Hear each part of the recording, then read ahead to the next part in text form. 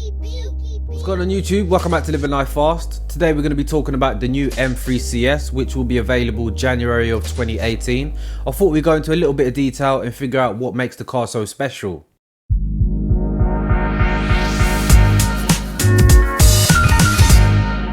Before we start the video, please smash the like button. Also, if you're new to the channel, please consider subscribing. And if you want to stay up to date with Living Life Fast, press the bell icon, which means you'll be notified the moment I upload a video. Right, so you join me back at home. I know you're probably getting a little fed up now of me doing these videos at home. There will definitely be some joyride videos. There's definitely going to be loads of content coming up. Just bear with me, guys. But yeah, like I said, today we're going to be talking about the new M3 CS. So for those of you that haven't heard of the M3 CS, I'm going to probably have to take you back to say like year 2000 to 2006 when BMW actually released a model called the M3 CSL. So the CSL was based on a stock M3, but it carried a £20,000 premium. It was basically a stripped out M3. It had lightweight alloys, carbon fiber parts. It ran more power. It had bucket seats, different suspension, bigger brakes, quicker steering rack. It was a complete monster. So at the time it put in a 7-minute 50-second lap time on the Nurburgring, which if you want to compare that to today's standards, the latest F80 M3 when it got released in 2014, it put in a lap time of 7 minutes 52. So a car that's 11 years old is in fact 2 seconds quicker than the latest M3. So it's just to give you an example of the level of car that they built at the time. So after the CSL, they made a model called the M3 CS, which kind of sat in between the stock M3 and the M3 CSL. So it kind of took cues off both cars. So it maintained the good daily drivability of a stock M3, but it took the best parts from the CSL. For example, it took the wheel design, it took the quicker steering rack, the optimized springs. There would have been some other parts as well. But basically, for people that didn't like the hardcoreness of the CSL, you can now purchase the CS, which was a little quicker than the stock M3. It carried like a £2,000-3,000 premium over a stock M3 as well. So moving on to 2017, you've now got the M4 GTS, which you could kind of say is the replacement for the M3 CSL. There are rumours of another CSL coming up, but as of now, it kind of is the replacement. So the M3 CS basically sits in between the M4 GTS and a stock competition pack M3. So the M3 CS runs 454 bhp, giving it a 10 bhp advantage over the competition pack. It also runs 442 foot-pounds of torque, which gives it a 37 foot-pounds advantage. Also, the 0 to 60 time has been dropped from 4.2 seconds to 3.9.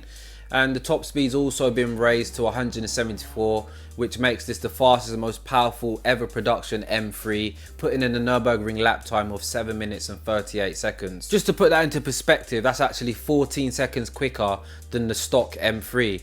And it's actually as fast as a Lexus LFA, and it's 4 seconds faster than the previous gen GT3. Just like the M4 GTS, this will be a limited run. Only 1,200 will be available worldwide, with 550 reaching the USA, and only 100 will be reaching here in the UK with a starting price of £86,380, which will be available to order in January of 2018, which means you guys have got just under 2 months to start saving some money. So from the rear, you'll notice a newly designed gurney flap, which you'll either love or hate. I'll be honest with you, I'm not a massive fan of it, but I do know it's not there for looks. It's actually been installed to reduce lift on the rear axles. Also, the rear diffuser is made of carbon fiber. Combine both of these with the new darkened tail lights, it makes for a much angrier looking rear end. You get the carbon vented bonnet, which is found off the M4 GTS, making it 25% lighter than stock. And you get this new carbon fiber front splitter unique to the M3 CS. You get these new 10-spoke alloy wheels finished in Orbit Grey, which are actually inspired by the DTM touring car. Also, the M adaptive dampers and electronic power steering have been reprogrammed to take full advantage of the new Michelin Pilot Cup Sport 2 tyres, which comes standard with the M3 CS. You get the choice of 5 different colours when speccing your M3 CS. A few of them are actually named after racetracks. So you've got the choice of Frozen Dark Blue, San Marino Blue, Lime Rock Grey, Black Sapphire and Alpine White. Moving on to the interior, it's quite familiar inside. You get the same lightweight M Sport seats found in the competition pack. This time, as standard, they're finished in black and Silverstone BMW individual full leather. Also, the front trims are wrapped in Alcantara with an exclusive CS logo embroidered. From reading the website, it seems as though the Alcantara steering wheel is an option, which means you'll get the standard leather wheel. Also, the center console is 30% lighter, I think mainly due to the fact it has no center armrest, which I would find really annoying. But in total, all the weight slashed off the M3 CS, you actually save 50 kg, which isn't that bad. Note, there are two small differences between the M3 CS and the M4 CS. The first one being you will not get the OLED rear lights, which are found obviously on the M4 GTS and the M4 CS. Second one being you won't get the fabric door pulls, which people probably find annoying anyway, which means you'll only get the normal door handles. So guys, that's the M3 CS. Let me know your thoughts. I mean, the gearbox software is exactly the same, the driving modes are the same. The only thing optimized is the dampers, which is obviously to take advantage of the new tires. £86,380, that's a lot of money. I mean, you're talking £25,000 more than a competition pack M3. And to us people that probably ain't gonna buy one, you're always gonna be like, you might as well buy a stock M3. But guys, you got to remember that this is 14 seconds faster than a stock M3. That's really fast. I know we haven't got the official lap time of the competition pack M3, but that's only 11 seconds slower than the GTS. I mean, it's as fast as an LP560 Gallardo. It's as fast as a Lexus LFA. It's faster than the previous gen GT3. This is a fast car. Do you know what I mean? So on paper, it's only 10 bhp more. It's only got 37 foot-pounds extra, but 14 seconds is massive, man. And I know that a lot of you say that nurburgring lap times ain't relevant, but subconsciously they are, trust me.